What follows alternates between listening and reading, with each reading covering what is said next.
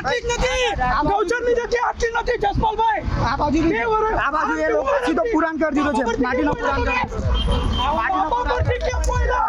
બાપા પરથી કેમ બોલ્યા બાપા પરથી કેમ બોલ્યા તમે જ બોલ્યા તમારી રેકોર્ડિંગ છે મારી પાસે તમે જ બોલેલા હાથ ઉછાળીને ઉગ્રતા ઠાલવી રહેલા છે સુરતના ડેપ્યુટી મેયર સુધાકર ચૌધરીના પુત્ર અતુલ ચૌધરી, જેમની સામે છે સણિયા ગામના સરપંચ જસપાલસિંહ સોલંકી. વિવાદ ગૌચરની જમીન પર થયેલા દબાણનો છે. સરપંચનો દાવો છે કે આ જગ્યા પર દબાણ કરેલું છે, એટલા માટે જ તેઓ બુલડોઝર લઈને દબાણ હટાવવા આવ્યા છે. જો કે આ દરમિયાન જ ડેપ્યુટી મેયરના દીકરા અતુલ ચૌધરીએ વિરોધ નોંધાવ્યો. વિડીયોમાં સાંભળી શકાય છે કે અતુલ ચૌધરી એવું જણાવી રહ્યા છે કે શું અહીં જ સરકારી જમીન પર દબાણ છે. સાથે જ તેઓ આસપાસની જગ્યા પર પણ દબાણ હોવાનું જણાવી રહ્યા છે.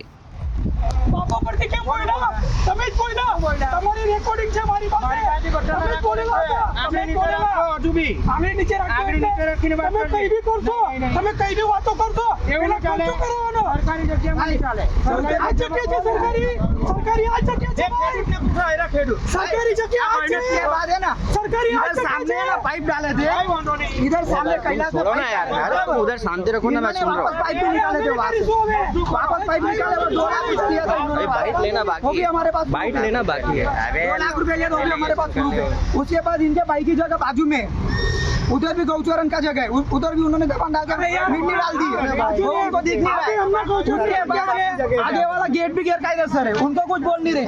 सामने के साइड में मंडप वाले ने गेट बनाया हुआ है मेन रोड पे. બધાને બોલાવો અહીંયા છે અમે ઊભા છે. વિડીયો વાયરલ થતા વિવાદ વકર્યો. આ મામલે ડેપ્યુટી મેયર સુધાકર ચૌધરીએ સ્પષ્ટતા કરતા દાવો કર્યો કે જે જગ્યા પર દબાણની વાત થઈ રહી છે એ જગ્યા અમે ભાડે લીધેલી છે, અમે કોઈ દબાણ નથી કર્યું. મારો એક નાનો દીકરો સનિયા ગામ મધુવન પાર્ટી પ્લોટ એ પોતે ચલાવે છે. જમીન માલિકથી જમીન ભાડેથી લીધી છે. સરપંચીનો આક્ષેપ છે કે ગૌચરની જગ્યા છે. ગૌચરની જગ્યા છે કે નથી એ અમને કોઈ પ્રકારની ખબર નથી, પણ જે જગ્યાનો અમે ભાડું ચૂકવી રહ્યા છે એ જગ્યાનો વાપર અમે કરી રહ્યા છે.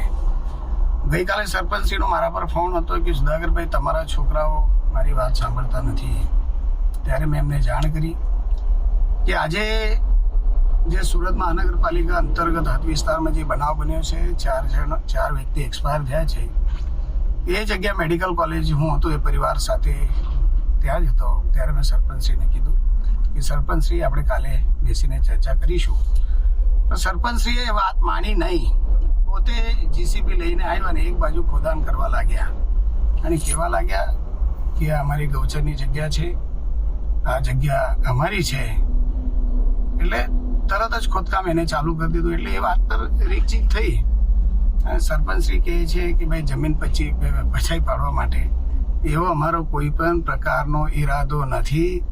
મા બાપના આશીર્વાદથી તમારા બધાના સહકાર્યથી અમારા પાસે છે. એ ખોટી દાનત નથી અમારી અને અમારા મા બાપે એવી શિખામણ અમને આપી નથી કે કોઈની વસ્તુ પચાઈ પાડવી જોઈએ. મારું એક જ કહેવું છે, જવાબદાર વ્યક્તિ હતા તો પોતે એક તલાટીના માધ્યમથી હોય કે ગ્રામસેવકના માધ્યમથી એક નોટિસ આપવાની હતી, જમીન માલિકને આપવાની હતી. મારો ને એમનો કોઈક વાદવિવાદ છે પણ નથી, એમના સાથે કોઈક સંબંધ ખરાબ પણ નથી. પણ આવી રીતે જ્યારે એક જવાબદાર વ્યક્તિ વર્તણૂક કરતા હોય તો એ વસ્તુ સારી નથી. સરપંચ જસપાલસિંહ સોલંકીએ આરોપ લગાવ્યો કે દબાણ કરીને ઈંડાની લારીઓ શરૂ કરાતા અસામાજિક તત્વો બેફામ બનતા હોવાનો ગ્રામજનોનો આરોપ છે. આ આરોપનો પણ ડેપ્યુટી મેયરે જવાબ આપ્યો.